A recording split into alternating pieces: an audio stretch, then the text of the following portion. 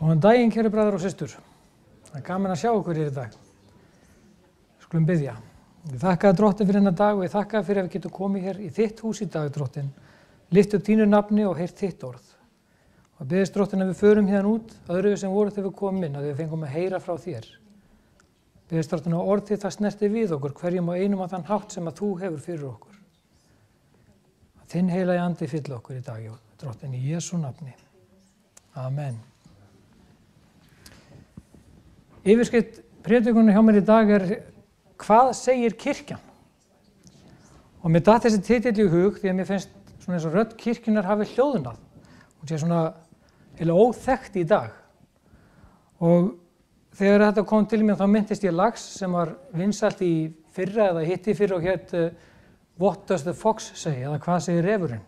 Það kannast ekki summi við það. Og í þessu lagi þá er farið yfir hinn og þessu dýr og það vita allir hvað kýrnar segja og fuglarnir og hinn og þessi dýr. En svo þegar kemur að refnum að þá, hvað segir hann? Já, þegar við vitum það er tófa, en við þekkjum það hér. Sko. En þetta var í Noregi og þeir þekkja það greinilega ekki vel, jafnvel. En mér finnst það eiginlega bara svipað hjá okkur í dag. Hinn eru þessi minnihluta hópar í dag, þeir hafa uppi háværar kröfur og vita nákvæmlega hver þeirra réttur er. En svo þegar kemur að kirkjunni, hvað þá? Þá er eins og við vitum ekkert hvað hún segir. Það heyrist ekkert í henni. Og þegar ég að tala um kirkjuna, þá er ég að tala um okkur, kristna einstaklinga.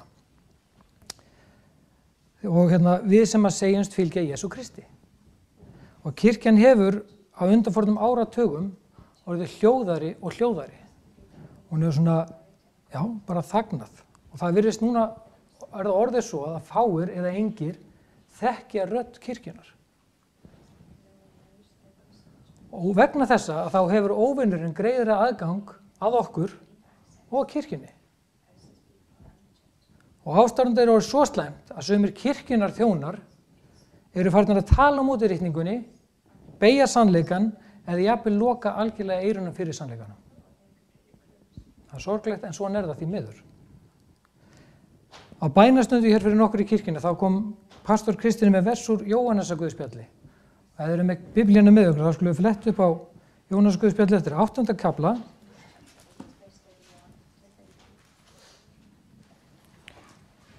Og þetta er versum 31 til 32. Þá sagði Jesús við gyðingana sem tekið höfðu trú á hann. Ef þér eru stöðugur í orði mínu, eru þér sannir lærisveinar mínir og munu þekkja sannleikann og sannleikurinn mun gjöra yður frjálsa. Í yngri þýðingum segir, ef þér farið eftir því sem ég segi, eru þér sannir lærisveinar mínir. Og takið eftir að Jesús, hann talaði til þeirra tekið höfðu trú á hann.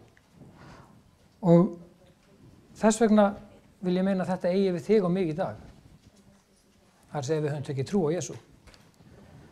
Og til að geta verið stöðug í orði hans, til að geta farið eftir því sem hann segir, að þá þurfum við að sjálfsögðu að þekkja Guð og þekkja hans vilja. Og hvernig getum við gert það? Jú, með því að lesa biblíuna og eiga tíma í bæn og lofgjör með Guði. Og Guð talar meðal annars til okkar í gegnum orðið. Og eftir því sem við lesum það meira og oftar og köfum dýpra í það og rannsökum það, þá talar hann meira til okkar. Eða gefur okkur meiri skilning á því sem hann hefur fyrir okkur. Ef við byggjum hann að ljúka upp fyrir okkur því sem hann hefur fyrir okkur í biblíunni. Við lærum ekki að þekkja fólk bara með því að eiga svona kurteisi sjálf við það. Góðan daginn, hvernig líður alltaf bless.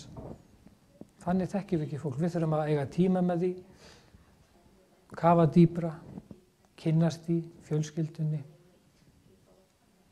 vita hvað er að eiga við. Þá kynnumst við og það er eins með Guð og biblíuna. Við lærum ekki að þekkja Guð ef við eigum gæða tíma með honum.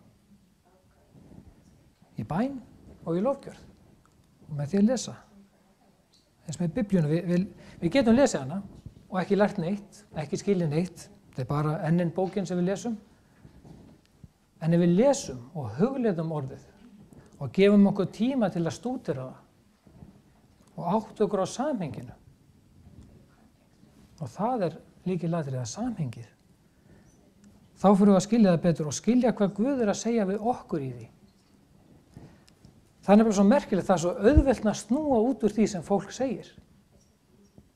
Taka það úr samhengi og snúa við meiningunni. En það ekki þannig sem að fara með Guðs orð. Við getum séð sem dæmi í Biblíunni að Guð ekki til. Það segir í Biblíunni að Guð ekki til. Það að segja ef við slítum það á samhengi. Þetta úr Sálmi 14, fyrsta versið, það segir: heimskingin segir í hjarta sér, Guð ekki til. Og það einmitt þetta sem hefur gerst á undanförnum áratugum. Fólk hefur pikkað út einstaka reikningarstaði og túlkað þá úr samhengi eftir því sem því hentar. En við höfum ekkert leyfi til að velja bara það úr sem okkur hentar. Biblían heilagt Guðs orð og okkur ber að lesa hana og skilja hana í samhengi. Skilja hana í heild. Við þurfum ekki að lesa hana alveg í heild, alveg í einu lagi. Við getum tekið út og lesið hérna þessar bækur í henni, en við þurfum að átta okkur á því að það samhengi. Við getum ekki tekið eins og þarna eitt vers út og Guð ekki til. Það þarna svolítið á undan sem skiptir máli. Heimskingin segir í hjarta sér, Guð ekki til. Og við höfum svona í gegnum tíðina, þá höfum við mist móðinn. Við erum orðin samdauna heiminum.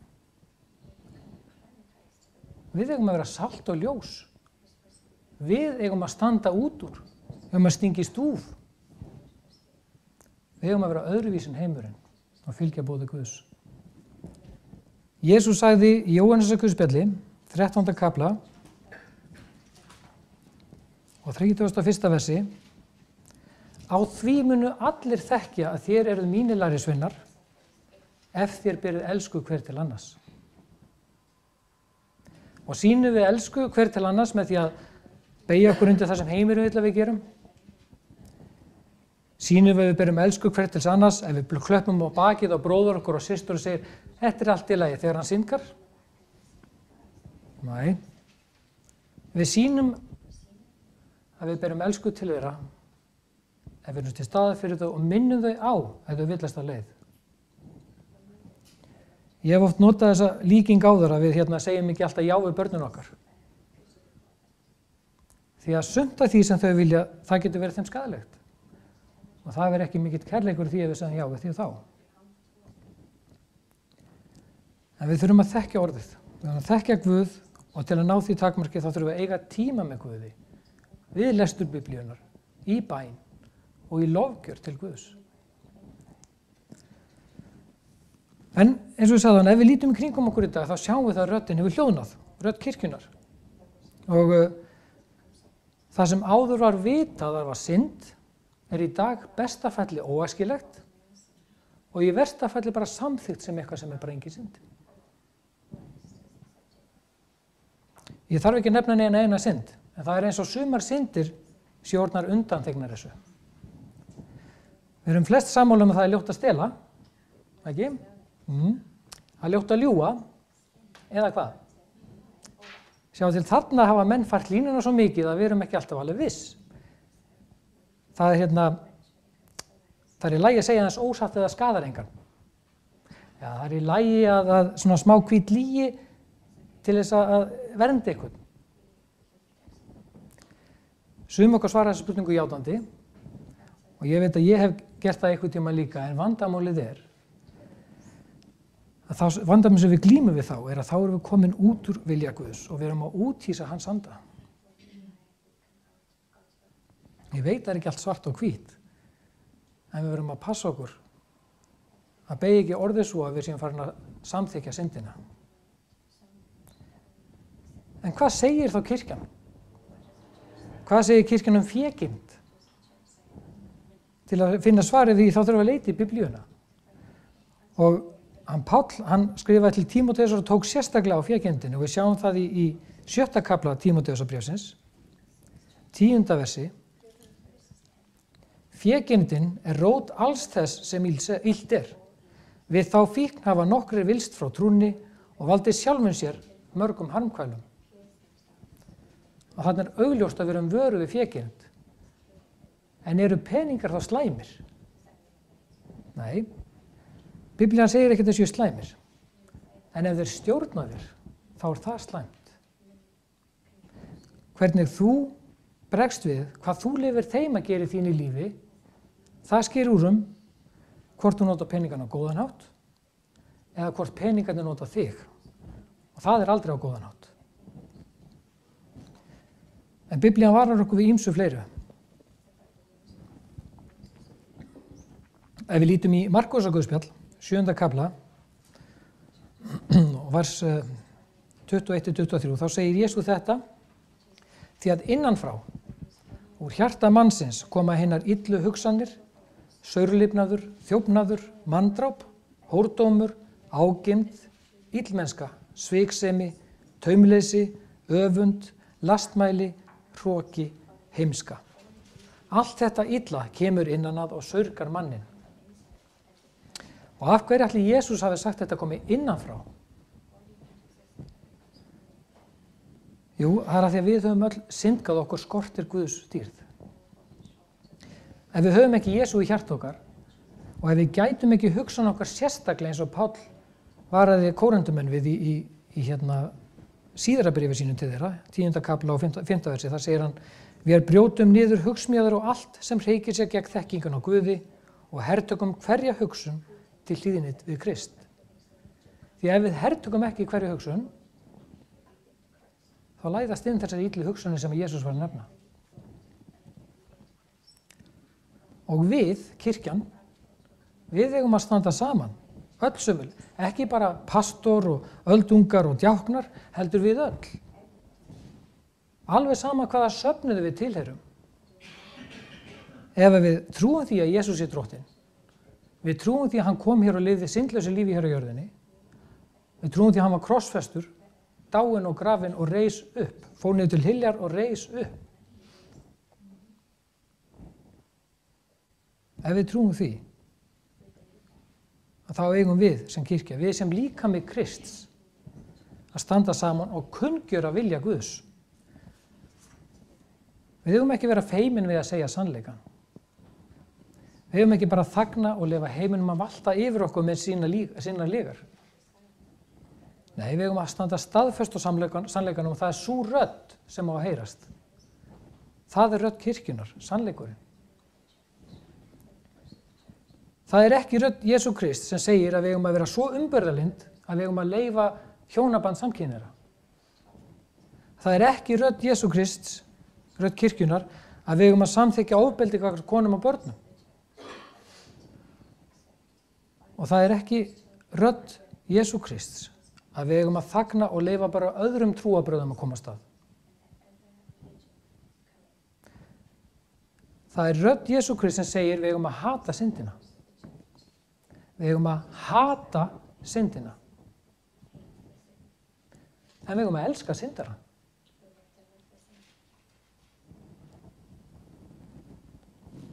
Og þarna strögglar margir við. Og þarna strögglar heimurinn. Því ef ég er ekki sammála pastori kristni með eitthvað, þá eru við óvinir. Þá þoli hann ekki, þá hata ég hann. Þannig horfir heimurinn á það.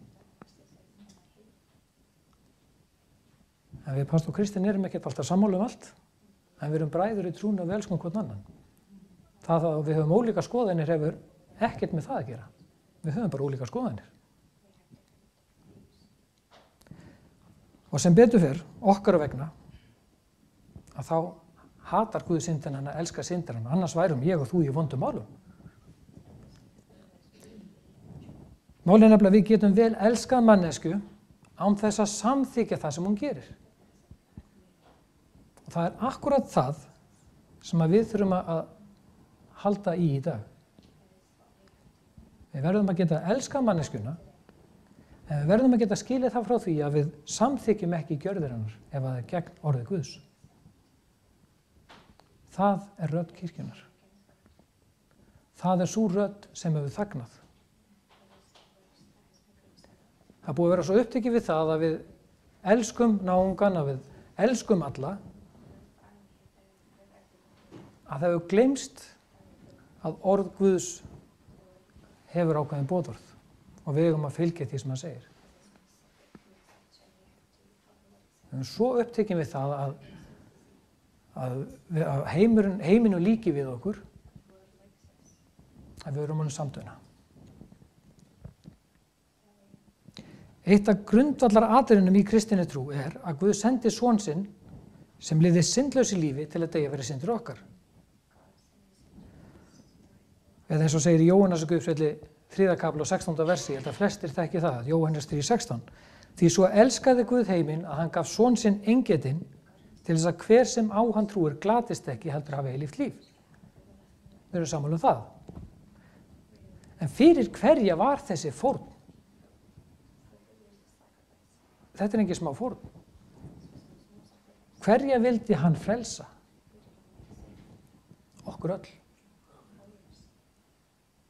En við gleymum því oft að þetta okkur öll. Þetta er ekki bara svona gjöf yfir alla. Þetta er persónuleg gjöf. Hann gaf ekki son sinn fyrir okkur öll í raun. Hann gaf son sinn fyrir þig og fyrir þig og fyrir þig og fyrir mig. Þetta var persónulegt. Hann segir til þess að hver sem á hann trúir. Ég er þessi hver sem er. Þú ert þessi hver sem er. Það eina sem við þurfum að gera er að við tökum á móti Jesú Kristi. Ég tók á móti Jesú Kristi fyrir 5 árum síðan, tæpum. Og þetta er það besta sem ég hef gert í mínu lífi og það eina sem ég iðrast, fyrir utan allar mína syndir, er að hafa ekki gert það fyrr. Að ég skuli hafa tekið mig 40 ár að þroskast það mikið að ég tók á móti honum. Og sá sem hefur tekið á móti Jesú Kristi í hjarta sér er fylltur af heilugum anda líkt og Jesús Kristur kenndi okkur. Og sem slíkur þá höfum við að sýna kærleika, gleði, frið, langlindi, gæsku, góðvild, trúmennsku, hógværð og bindindi, eða sjálfsaga eftir hvora þýðingun við erum að lesa. Þetta er ávöxtur andans. Og það sem ég hnaut því að lesa það er að það tala um ávöxt í eintölu. Það er ekki tala um ávexti andans, þetta er ávöxtur andans. Því að þetta er allt einn ávöxtur. Þetta er það sem andinn fæðir fram í okkar lífum ef við leyfum honum að vinna í okkur. Og við sem kristnir einstaklingar, við kvörtum ekki. Ekki þar við höfum ekkert að kvarta yfir, heldur förum við í rótina. Við tölum við þann sem málið varðar. Ef við höfum eitthvað upp á þá tölum við hann. Við erum ekki að kvarta út á fésbókinni eða eitthvað staðar út í heimi, heldur tölum við þann sem málið skiptir. Þannig við höfum sannleikan réttan. Eða við leitum til þeirra sem veit að kirkjunni er forstöðu og leitum ráða.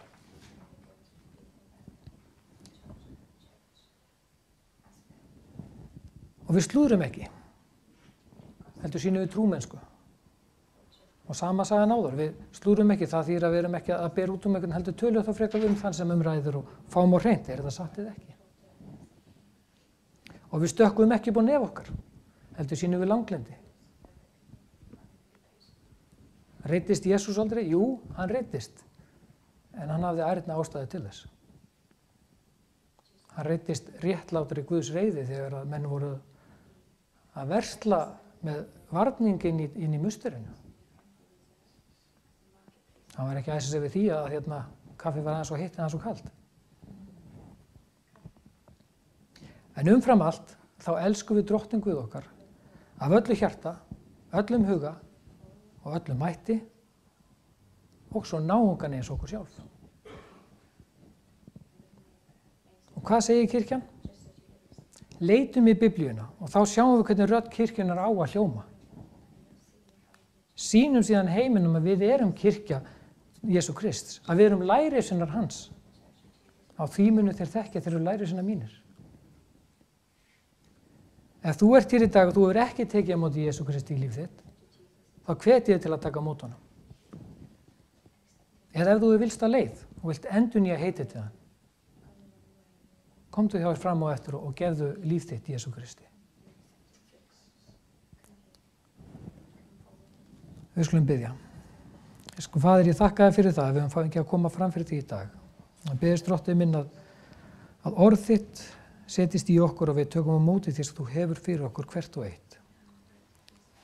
Biður Drottinn að gefa okkur djörfung til að vera sú rödd sem þú vilt að við verðum og að þú plantir sannleikanum í okkur, gróðursettin í okkur með þínum heilaga anda og leiddu okkur áfram í því sem þú hefur fyrir okkur. Að við getum verið þetta salt og ljós í heiminn. Í Jesú nafni. Amen.